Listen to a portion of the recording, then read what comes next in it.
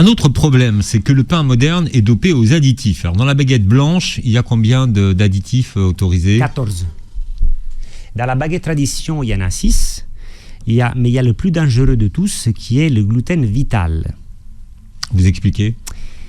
Le gluten naturel se forme donc de façon spontanée, c'est-à-dire que vous avez des protéines, vous rajoutez l'eau, et là, les protéines en fait deviennent comme une colle, c'est ce qu'on appelle le gluten, et c'est magique parce que ça permet ensuite, avec un agent fermentaire qui va pomper de l'eau, qui va pomper de l'air à l'intérieur, le gluten, il faut imaginer une espèce de réseau 3D, va ensuite faire lever la pâte. Donc le gluten, c'est magnifique. Sauf que ensuite, ce gluten, puisque les variétés de blé modernes n'en ont pas suffisamment parce qu'ils n'ont pas assez de protéines, malgré tout l'azote qu'on va mettre dans les sols, qu'est-ce qu'on va faire? On va rajouter de la poudre de gluten.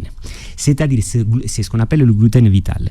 Cette poudre de gluten, elle va permettre d'une certaine façon de doper la poussée de la pâte. Et alors, d'où vient-elle? Tout simplement, on va prendre de l'eau, de la farine, pas cher, on les mélange, on va faire sécher et on va après broyer ce qui reste et ça vous donne cette poudre de parlimpampan qu'on va rajouter dans le pain. Alors attention, de deux façons.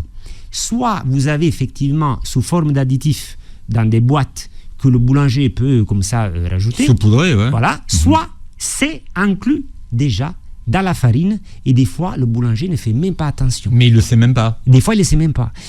D'autres additifs qu'on utilise, c'est ce qu'on appelle les alpha-amylases et les xylanases. Donc là on va se dire, oh là là, les alpha-amylases et les xylanases.